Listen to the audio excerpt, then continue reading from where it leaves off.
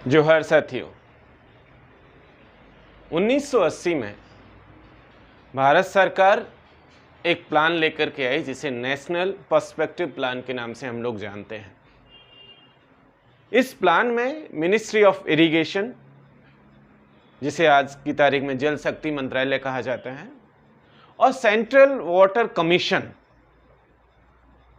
इन दोनों बॉडीज ने तय किया था कि इस देश में बहुत सारी ऐसी नदियां हैं जहां पर कि बारिश के मौसम में और कई दूसरे सीजन में भी बहुत सारा पानी सरप्लस होकर के बह करके समुद्र में चला जाता है और बहुत उसका कोई उपयोग नहीं रह पाता है।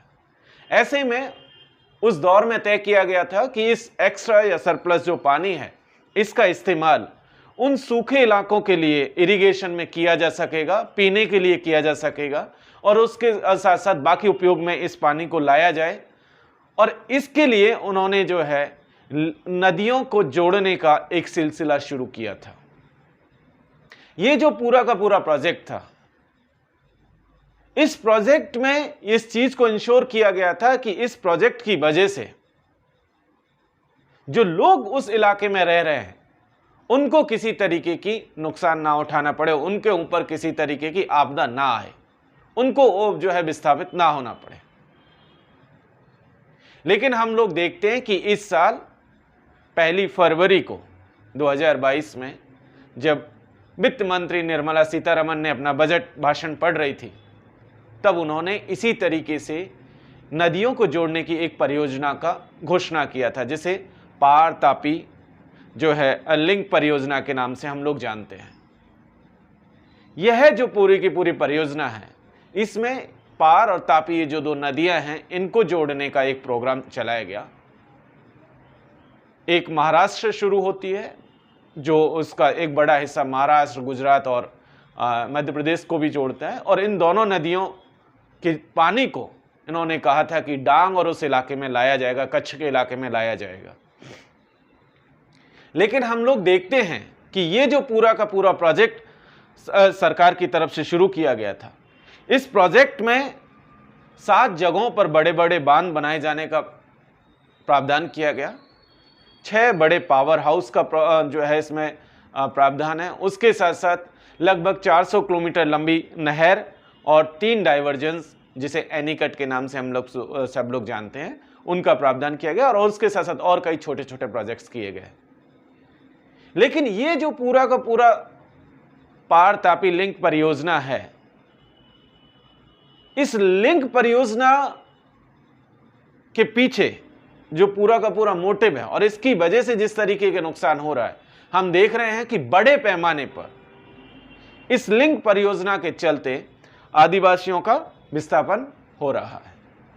लगभग हम लोग देखते हैं कि 6000 एकड़, सरकारी आंकड़े कहते हैं कि 6000 एकड़ से ज्यादा जमीन इस लिंक परियोजना के चलते पानी में डूब जाएगी। और उसके साथ साथ अगर हम लोग बात करें तो लगभग 60 से 61 गांव ऐसे हैं जो इस पूरी की पूरी परियोजना के चलते बुरी तरह प्रभावित होंगे। ये पूरा का पूरा वो इलाका है जो आदिवासी बाहुल इलाका है, और ये आदिवासी पिछले 70 साल में कम से कम 2 दफा अपनी पुश्तैनी जमीन से इन विकास की परियोजनाओं के नाम पर अभी तक विस्थापित हो चुके हैं, और ये 3rd टाइम होगा। इस देश में शायद ही कोई ऐसी कम्युनिटी हो जिसे पिछले 75 सालों में 3 दफा सरकारी योजनाओं के चलते अपनी पैतृक जमीनों से विस्थापित होना पड़ा हो। लेकिन आदिवासियों के केस में यह हो रहा है। जब हम लोग ये आंकड़े दे रहे हैं, ये सारे के सारे सरकारी आंकड़े हैं। एक्चुअली में हकीकत इससे भी ज्यादा भयावह है। इससे भी ज्यादा जमीनें इस पानी की लिंक परियोजना के चलते डूब रही हैं। जहां इसको कहा जा रहा है कागजों में कि इसका उद्देश्य जो है सरप्लस वाटर को जो है डांग इलाके में लाकर के सूखे इलाके में लाया जाएगा, लेकिन वहीं हम देख रहे हैं कि इसका पूरा का पूरा मकसद उद्योगों के लिए पानी की सप्लाई करना है। जब ये पूरा का पूरा आदिवासी विस्थापित कर दिए जाएंगे, जैसे कि पिछले प्रोजेक्ट्स में हुए थे, आज तक उन्हें पुनर्वास की व्यवस्था आज तक नहीं की गई है। नर्मदा नदी का जो पूरा का पूरा प्रोजेक्ट 70s के दशक में शुरू हुआ था, उसके में जो आदिवासी विस्थापित हुए थे, आज तक उनको जो है पुनर्स्थापित जो है नहीं किया गया है। हम लोग देखते हैं नर्मदा के किनारे जो सरदार पटेल की स्टैच्यू बनाई गई, और उस स्टैच्यू के आसपास पूरे इलाके को जब रिजर्व एरिया डिक्लेयर किया गया, पार्क बनाने की बात चली आई, और वहां से जो आदिवासी विस्थापित हुए उन्हें आज तक पुनर्वास की व्यवस्था नहीं की गई है। तो ऐसे में ये पूरा का पूरा जो है पार तापी लिंक परियोजना एक तरीके से आदिवासियों को पुनः जो है विस्थापित करने जा रही है। दूसरी चीज ये बहुत जरूरी है कि जैसे ये घोषणा हुई, इसके बाद दक्षिणी राजस्थान का बलसाड़ का हिस्सा हो, सूरत का हिस्सा हो, और उसके आसपास तापी डिस्ट्रिक्ट का हिस्सा हो, उन तमाम हिस्सों में आदिवासियों ने एकजुट होकर के अपने विस्थापन के इस परियोजना के खिलाफ जाकर के एक मुहिम की शुरुआत की है। लगातार हम लोग देख रहे हैं एक से एक बड़ी रैलियां आदिवासियों के जो नेतृत्व करता है वो कर रहे हैं, आदिवासी संगठन कर रहे हैं, और वो इस पूरी परियोजना को रद्द करने की मांग कर रहे हैं।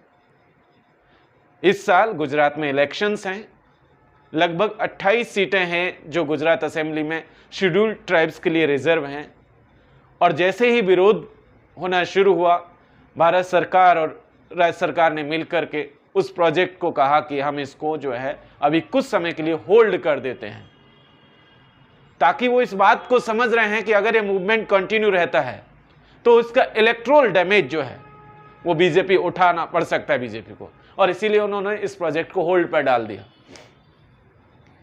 लेकिन परेशानी यहीं खत्म नहीं हो जाती है। आदिवासियों की मांग इस प्रोजेक्ट को होल्ड पर डालने की नहीं है। आदिवासियों की मांग है कि इस पूरे के पूरे प्रोजेक्ट को रद्द किया जाए, और ये जो विकास के नाम पर विस्थापन की ये जो परियोजनाएं चलती हैं, तो इस विकास का एक नया मॉडल उसकी तलाश की जाए, जहां पर कि पूरी की पूरी कम्युनिटी को हर 25 साल और 30 साल में लगातार विस्थापित ना होना पड़े। बहुत बहुत शुक्रिया।